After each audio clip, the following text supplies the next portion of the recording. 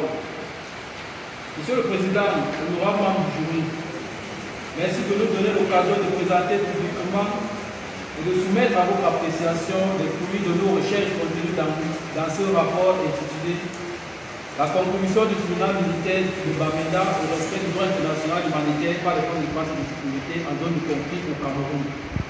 Ce travail s'inscrit dans un contexte particulier.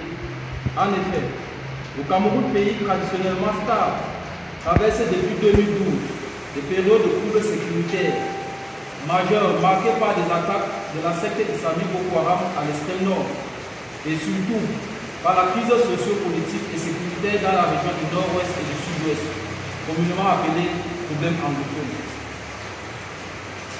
Cette crise débutée fin 2016 par des revendications corporatistes a dégénéré en conflit armé avec des milices sécessionnistes, entraînant de nombreuses violations du droit international humanitaire.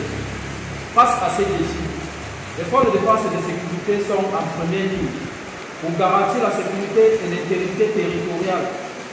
C'est dans ce contexte complexe que notre étude prend son sens, cherchant à analyser le rôle spécifique du tribunal militaire de Bamenda dans la promotion et la garantie du respect du droit international humanitaire par les forces de défense et de sécurité.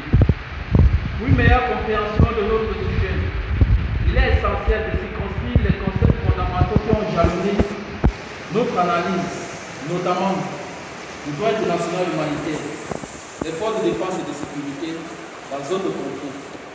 Primo, le droit international humanitaire désigne l'ensemble des règles qui, pour des raisons humanitaires, visent à limiter les effets des conflits armés.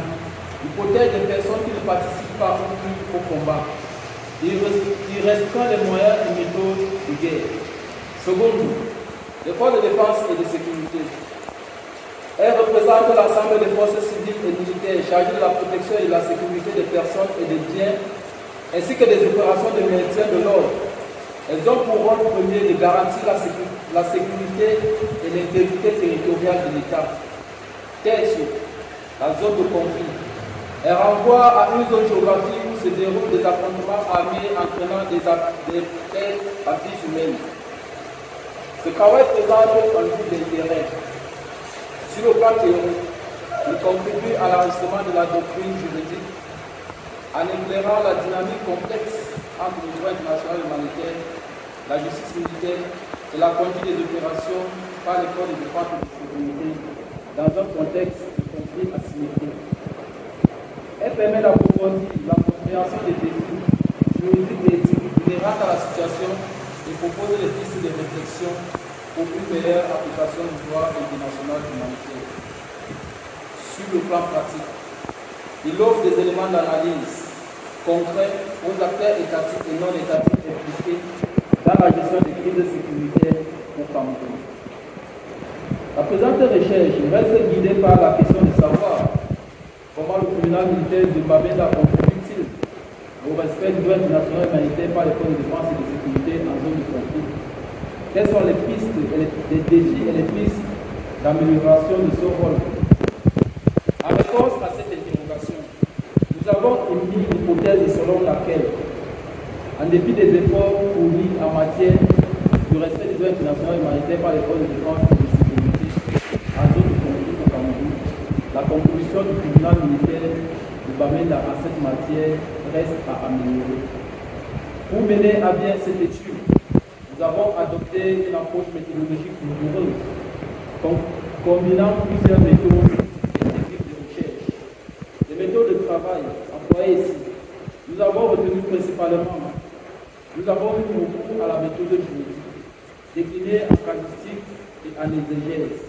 La casuistique nous a permis d'analyser les cas pratiques et les décisions jurisprudentielles du tribunal militaire de Bamenda, pour comprendre l'application concrète des règles du droit international humanitaire.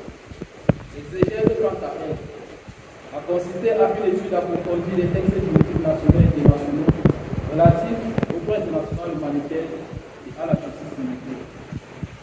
Les techniques de travail, nous avons utilisé la recherche documentaire pour collecter et analyser une vaste gamme de documents, rapports, articles, conventions internationales, lois nationales, des entretiens semi-directifs ont été menés avec des adeptes du tribunal militaire de Bamenda et des forces de défense et de sécurité afin de recueillir leurs perspectives et leur expérience. Enfin, l'observation participante. Notre stage au tribunal militaire de Bamenda nous a permis d'appréhender à l'intérieur des réalités du fonctionnement de cette institution. Notre travail est structuré en deux grandes parties. Avec des moyens diversifiés par le tribunal militaire de Bamenda pour assurer le respect du droit international humanitaire par les forces de défense et de sécurité en zone de conflit. Cette première partie a permis de mettre en lumière l'action proactive du tribunal militaire de Bamenda dans la promotion du respect du droit international humanitaire par les forces de défense et de sécurité. Nous avons à ce titre exploré non seulement son rôle pédagogique, notamment la sensibilisation, la formation des forces de défense et de sécurité et l'application des normes humanitaires, mais aussi relever les mécanismes de sanctions mis en œuvre par le tribunal militaire à l'instar des peines privatives de liberté et des amendes. La seconde partie, quant à elle, aborde le rôle effectif du tribunal militaire de Bamenda dans le respect du droit international humanitaire par les forces de défense et de sécurité en zone de conflit. Ainsi, après avoir déploré quelques contraintes telles que la compétence discutée des juridictions militaires en matière de jugement des civils et les risques de dépendance du juge militaire, comme dans toute administration judiciaire, nous avons proposé des pistes pour optimiser son rôle dans le respect du droit international humanitaire. Il s'agit de manière non exhaustive de renforcer les mécanismes de diffusion du droit international humanitaire, notamment par la création d'un comité mixte de mise en œuvre pour assurer une meilleure imprégnation des règles humanitaires. Il est question par la suite de vulgariser les procédures d'habeas corpus pour une meilleure conformité aux normes internationales. En synthèse, notre étude a démontré que le tribunal militaire de Bamenda déploie des efforts louables et diversifiés pour assurer le respect du droit international humanitaire par les forces de défense et de sécurité en zone de conflit. Son rôle pédagogique, à travers la sensibilisation et la formation des forces de défense et de sécurité sur la protection des personnes et des biens, est indéniable et a produit des effets positifs, tangibles sur le terrain.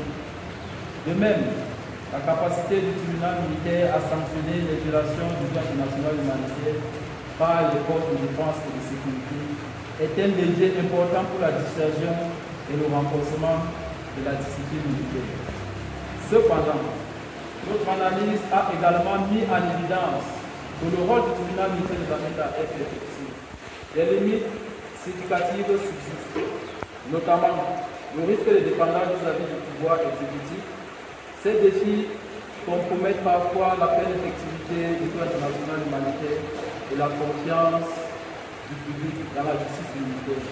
Pour y remédier, les réformes structurelles ont été préconisées. Une plus grande transparence et une meilleure diffusion du droit international humanitaire sont nécessaires pour optimiser la contribution du tribunal militaire et garantir un respect accru des normes humanitaires en zone de conflit.